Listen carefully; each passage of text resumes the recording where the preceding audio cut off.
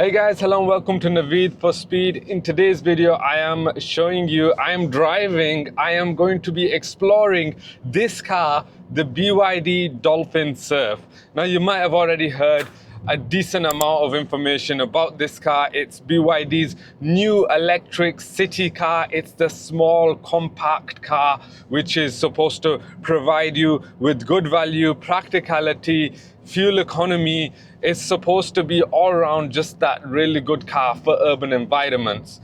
Now, I've been given this car by DM Keith for the weekend just to go and test drive and to show you guys exactly what it's like. Because if you're going to test drive this car, if you're interested in buying this car, then you might want to know a little bit more information. You might want to know what to expect when you're going out on your test drive. And I'm hoping this video I can show you exactly what to look out for.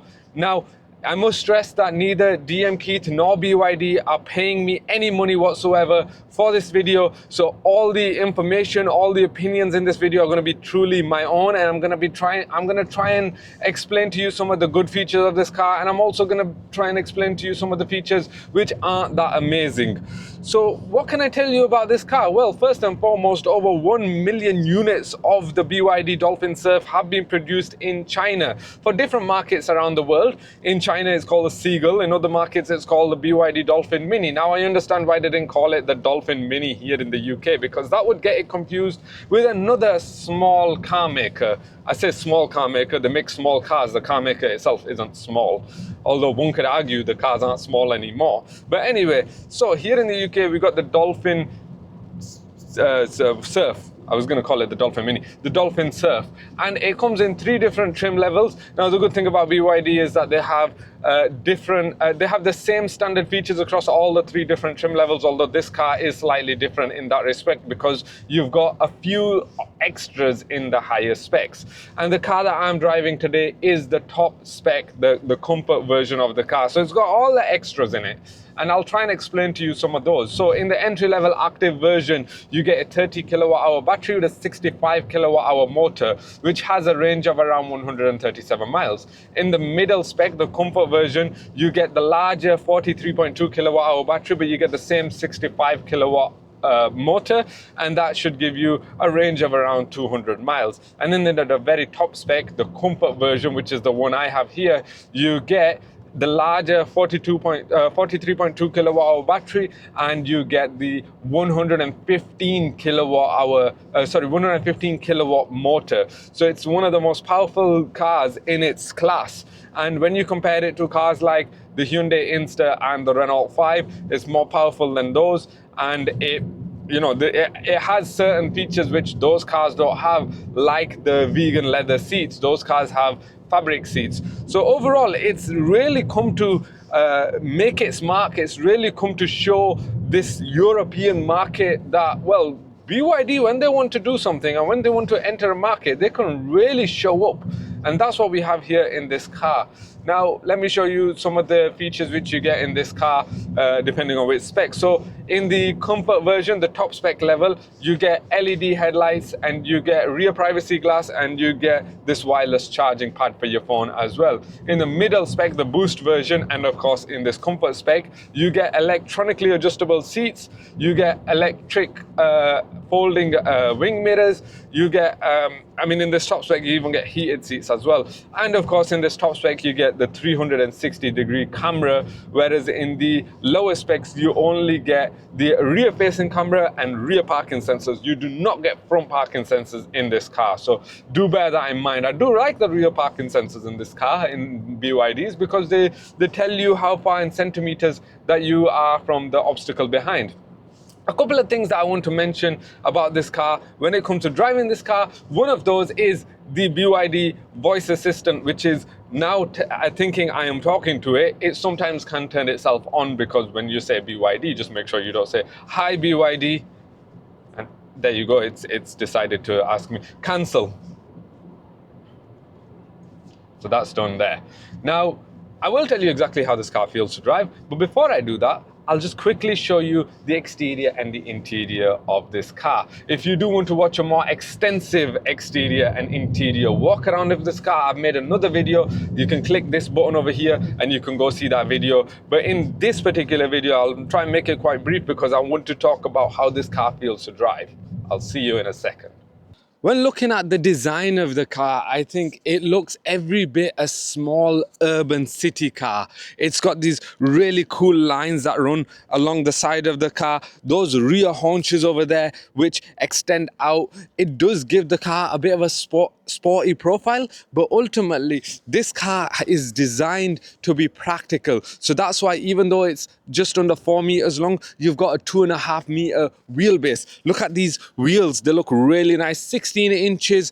And I'll tell you a little bit about how this car drives shortly, because I'll tell you what those wheels mean on the road. But ultimately, I think the design of this car comes really nicely together. In this top spec version of the car, you've got the LED lights at the front, you've got electronic folding wing mirrors as well. At the back, you've got that massive rear wing, which I think again suits the car really well, with that tail light in the middle. Rear floating light bar gives the car some width. I think ultimately the exterior design of this car looks really nice. In this black color, even though it might actually be a popular color for people to buy, I don't quite think that it shows off the features of this car really well. If you go for one of the other colors, I think that makes the car stand out a little bit more. Whether people will be bold enough to go for the standard color, the lime green color, which we've seen loads of pictures of, I'm not sure.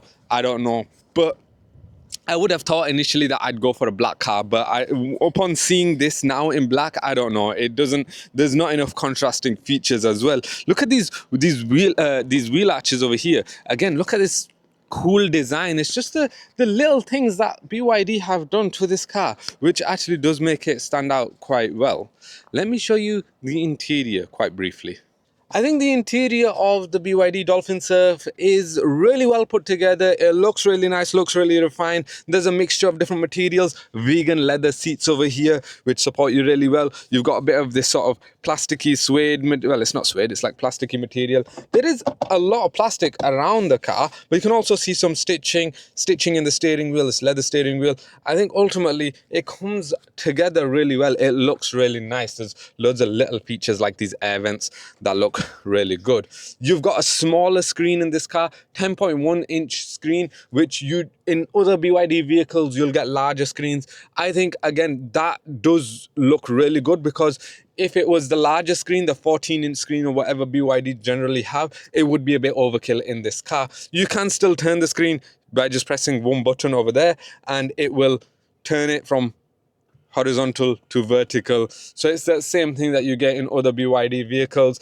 I prefer to have the car horizontal, just because, the screen horizontal, just because I don't want it to impede any of my view out of the cabin, and a lot of the space on the side is not used anyway. Switches you'll find, steering wheel you'll find, all looks quite similar to the BYD Dolphin. It's just a pint-sized version of the BYD Dolphin. And you've got some extra features in this comfort version, like the privacy glass at the rear. You've got charging port, a wireless charging pad over here for your phone, and you've got LED lights. There's a few different versions that you get in the top spec comfort version, but ultimately I think regardless of which version of the car you go for, you still get a load of standard features.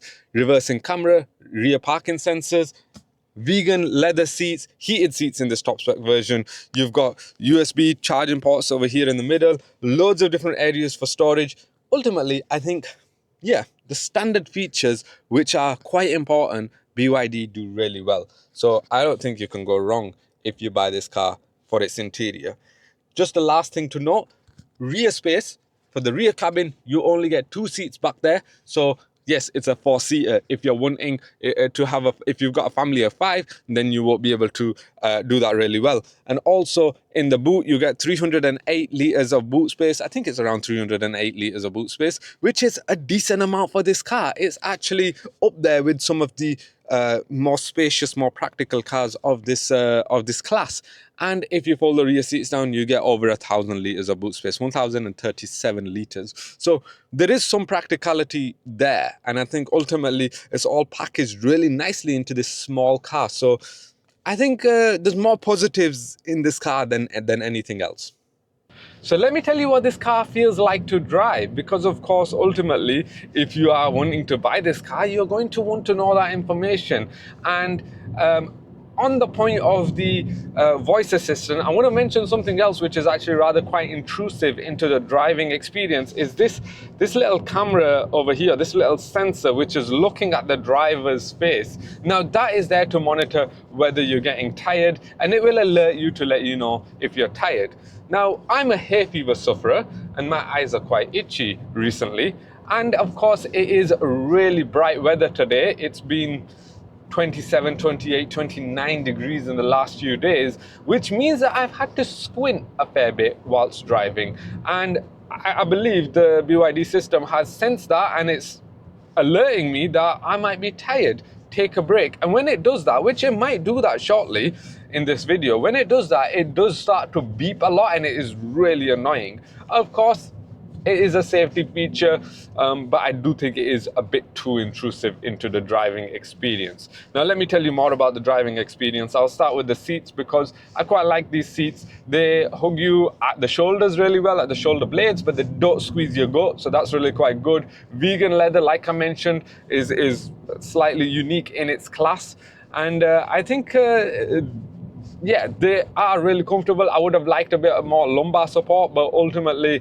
for the sort of driving that you do in this car, it's really good. And you can actually do some really spirited driving in this car. It is quite nippy. It's an electric car. Yes, 0 to 62 miles per hour in this top spec version is around 9 seconds, but it's that initial 0 to 20 or 0 to 30 miles an hour acceleration, which is really convenient in this car. It means that when you are driving around in the city, in and out of traffic, accelerating from a set of traffic lights, you can really do well with this car. And I've found that I can do certain journeys quicker in this car than I would do in cars that are a lot faster than this. And that is simply because of that electric powertrain and the fact that it's not that wide. It's only 172 centimeters wide. So it means that you can squeeze in and out of tighter spaces, oncoming traffic, cars parked either side of the road you can get through. And that's really quite good about this car. That's one of the reasons why I like small city cars. I like hot hatchbacks. It's everything you need, isn't it? And if it's practical like this one with the amount of boot space that it's got, then yeah, that's perfect. Visibility out of the front, out of the sides, great. Out of the back, not the best, I would say. I wish there was more visibility out the back. It's a slightly narrow window, and over the C-pillars, you're gonna struggle because it sort of tapers down into a bit more of a coupe-ish shape back there, so visibility can be a little bit restricted back there. When it comes to driving on a slightly faster road, I found that I've been hearing some noise, wind noise, road noise. That is to be expected. It's an electric car. You're going to hear other noises than you will in any other car. It's got these 16-inch alloy wheels, but I am hearing road noises, especially as I just went from one road surface to another. I'm hearing that road noise, but again, I don't think it's that intrusive into the driving experience. So I will let you be the judge of that when you go out to test drive this car, but I think it's, you know, it is what is expected of many other cars. The steering, when you're driving around the city, amazing. It's reasonably light. You've got a good feel to the steering wheel as well when you're driving at lower speeds. But when you're driving at faster speeds, I found that I'm having to readjust, especially on a motorway. I'm having to readjust a little bit every now and then. So it does feel a little bit lazy at times. But when you're driving on a road a little bit more like this, it is nice and smooth, nice and direct, and I quite like that. Let me tell you about the suspension, because this car, just like a lot of other BYD vehicles, is nice and floaty. Not too much though. There have been some of the BYD vehicles in the past. I think the BYD CLU DMI, that was quite bouncy. This is not bouncy. And one thing that I've found, especially when going over low speed bumps for example, when the back end of the car comes over the bump and it drops down, there's a lot of weight that goes down on those back tires, on those back wheels, but that torsion beam suspension at the back, which has been used because A, is cheaper to use, and B, it saves a lot of space back there. That really handles the weight of this car really well. This top spec version of the car is just under 1400 kg. The lowest spec, the active version, is just under 1300 kg. But yeah, it comes together really nicely. Let me tell you lastly, very quickly, about the price of this car, because if you go for the entry-level active version, it starts at around £18,500. The middle version, the boost version, we're looking at around £22,000, and this top spec version, we're looking at around £24,000. And then if you want to go for the optional extra paints, like the one that I have in this car, then you can expect to pay around £650 more. But even still, I think this car offers really good value for what it has, and I think it could benefit a lot of people. The only thing to bear in mind is it's a 4-seater, not a 5-seater. But if you're interested in buying this car, I think you should really go out and test drive this car, because BYD do really well to actually to bring together this electric car in a nice refined package. Yes, it's a little bit plasticky, but overall it's well put together. And I think that's probably the reason why the brand, the company, has become as successful as it has, and it's already produced 1 million of these cars in 27 months since this car debuted, and now it's here in the UK. So I'm sure we'll see a lot more of these out on the road. And let me know if you're going to buy one. But do make sure to subscribe to my channel so I can bring you more informative videos like this, and I hope that it has been informative. Thank you very much for watching. Thank you and take care.